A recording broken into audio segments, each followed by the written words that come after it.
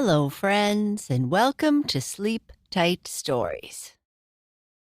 I'd like to say a happy belated birthday to Delilah Peanut Travis, who turned 8 on September 5th.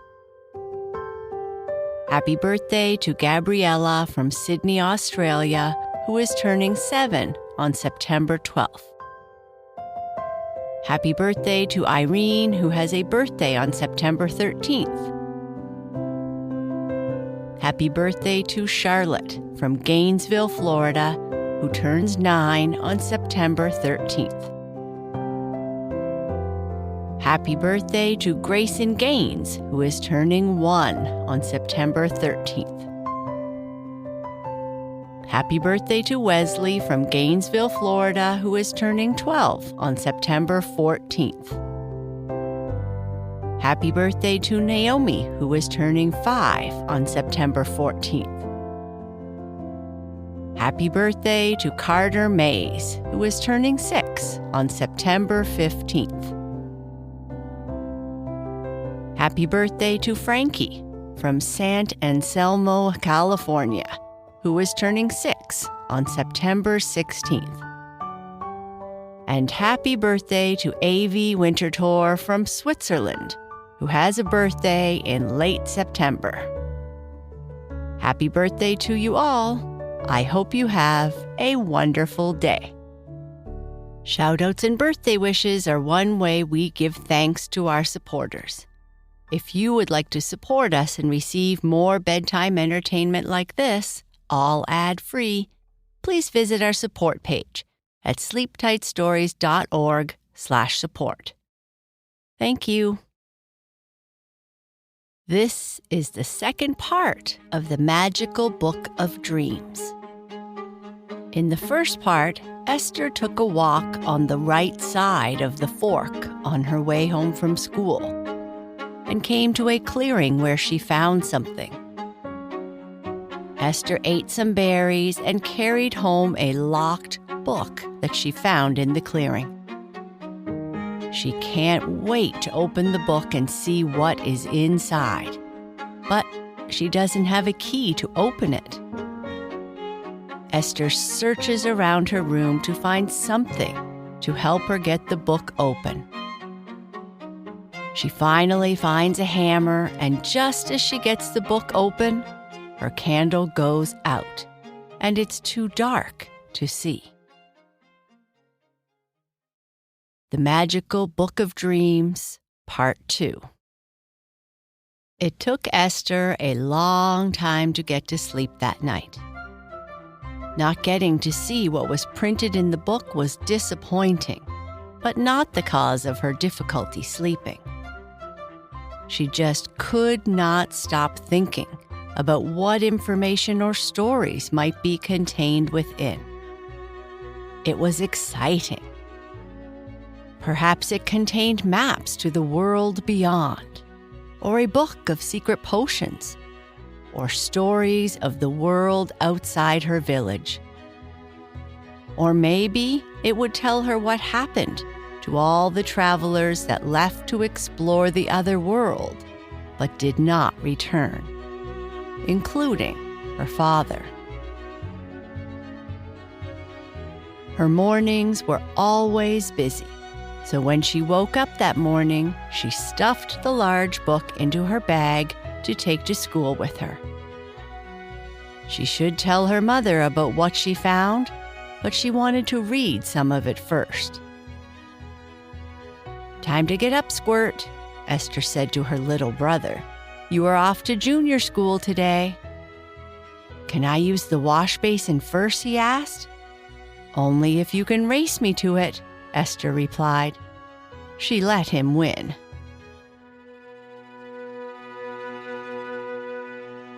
After they washed up and put on some clean clothes for the day, they joined their mother in the kitchen, where she was already preparing breakfast.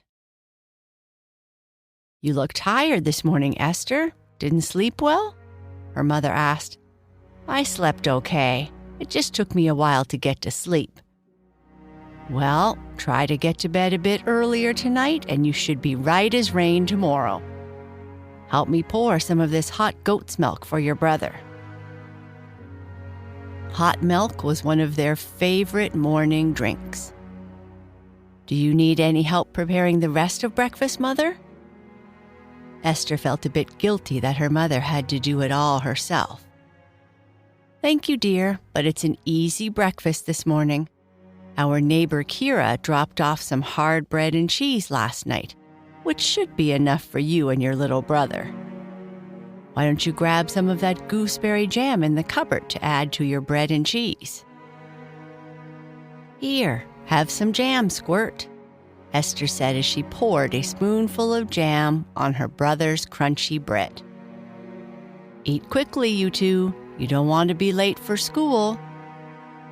School, school, school. Can't I just spend the day working around the house? "You mean playing around the house," Esther said. "Let's not argue about the importance of school this morning. I won't stand having anyone under my roof that doesn't have at least a basic understanding of the world," Esther's mother said with a bit of frustration. "Eat your breakfast, Squirt. We have to leave soon," Esther said quietly to interrupt her brother from saying what he usually says in these discussions. The school day seemed to drag on and on. It was agonizingly slow.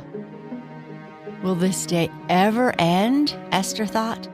She wanted desperately to find a place where she could sit undisturbed to read the book that lay in her school bag. Esther was a good student, but she was prone to daydreaming, always looking out the window, thinking of what existed outside the confines of their village. Most of her classmates were different, her close friends too.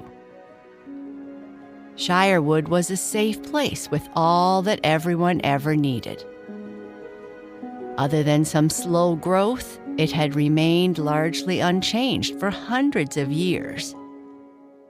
People liked it that way, and stories from the mystical forests and beyond were met with amazement. Amazement that anyone would want to live in a place that had so many moving about so quickly.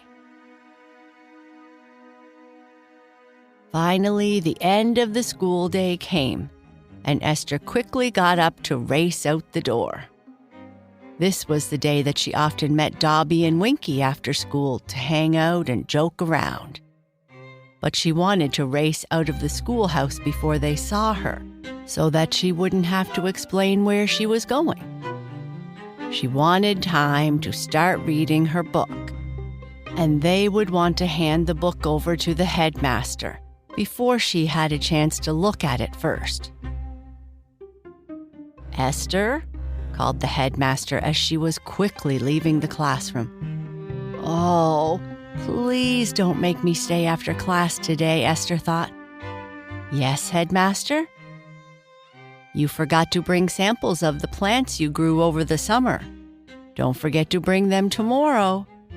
You have a reputation for being a good gardener, and we would all love to see your results." "Oh, I'm very sorry, headmaster. I won't forget to bring them to school tomorrow." "Good. Off you go then," the headmaster said, as she herself packed up for the day. Esther raced out of the school just before her friends and ran along the path to her home. Once she was clear of the school, she slowed down and walked. If the villagers saw her running, they would ask her questions out of concern. And Esther couldn't run much more anyways. "Wow, I should put more effort into running. I'm out of breath," she said out loud, panting. The most private place she knew in the village was the place where she had found the book, the resting area with all the stone benches. As she came to that same fork in the path after a short walk, she hesitated, but continued on the right walking along the unused route until she came to the clearing. Looking again at the sun in the sky, she said to herself, "I don't have much time before I must leave for home." She carefully opened the book to reveal a loose handwritten note that fell to the ground. The first page after was a beautiful color sketch of a castle at the edge of a forest. "I wonder if this is one of the many castles near the mystical forest," she thought. She was eager to continue, but she first picked up the paper that fell to the ground. It was filled with writing in a script that was hard for her to understand. She started by reading aloud. This forced her to slow down, which she thought might help her understand the words easier. At least it did when she had to read those hard texts her headmaster gave her to read. "My name is Gimble, and I am from an island called Isle Dore, far off the coast from the fishing villages of the kingdom. If you are reading this, I have either given you this book as a gift, or it has been lost, or I have had the misfortune of falling into a state that won't allow me to continue carrying it on my way. At the point of this writing, I have been traveling for what must be at least 5 turns around the sun. It has been a wonderful time full of adventure, sometimes hardships, and the good fortune of seeing the wonderful beings that inhabit all of the greater kingdom. The kingdom is a beautiful and magical place. From the start of my journeys, I have kept a diary, a collection of my own stories and the stories of others. A collection of the dreams of travelers of all kinds, travelers who wish to see all of the kingdom and the mysterious world beyond. I call this book my Book of Dreams, as the travelers I have met, though different they may look, all share the same dream. The dream of exploring the world and meeting those who live in it. I wrote this so that their experiences, along with my own, will not be lost, and as a record of my time away from my home. To you, dear reader, I ask that you forgive my script. I'm afraid my studies on Isle Dore were far too short, and I spent most of my time thinking of things other than my studies. Yours in adventure, Gimble of Isle Dore. Turning the paper over, she saw the author's signature and a date from over 100 years past. Esther's heart sank. Deep down, she had hoped that the book would contain news of her father, no matter how far-fetched that may be. But if this book is from the same time as the note, then it came far, far before her father left on his adventure. Setting the paper back inside the book, she carefully leafed through all the pages to see a voluminous amount of text and sketches that over time seemed to improve in quality and clarity. The sketch of the castle at the front caught her eye, and the caption read, "White Castle at the edge of the mystical forest." The White Castle's 4 round towers had flags at the top and small slit-like windows with colored glass. It was all barely visible atop of the forest from where the sketch was made. The white of the castle, the green of the trees, and the colorful flowers were just as Esther had imagined it whenever she had been told stories of the mystical forest and the kingdom. Esther turned the page to read the first entry, but she looked at the sun and realized that it was time to go. Her mother would be expecting her, and she didn't want her to worry. Perhaps she would find time tonight or tomorrow to read the next page. Before she left, her stomach made noises that told her that some more of those delicious berries would taste great again. She picked a handful, ate a few, and carried the rest to eat as she walked along the stone-side path to home. Arriving at home, her mother was busy cleaning some of the animals before putting them back in their pens. Esther went into the house and dropped her bag with the book in it in her room before coming out to help her mother. "How was school today?" her mother asked. It was nothing exciting, just the headmaster droning on and on and on," Esther replied.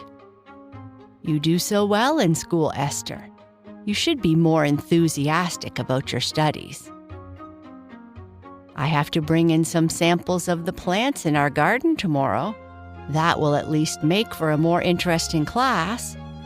The rest has not been at all interesting." "You love to grow things, but there are other things you can do with your mind, other than staring out the window at school," her mother said. "Did the headmaster send a note home?" Esther asked, somewhat alarmed. "No, but I am your mother, and I know you well. Go into the house and wash your hands so you can help set the table. I'll finish up here." "Okay, Mother." "And wash your face," her mother yelled as Esther walked away. She had noticed the berry juice around Esther's face again.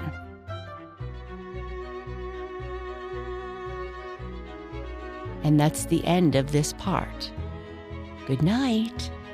Sleep tight.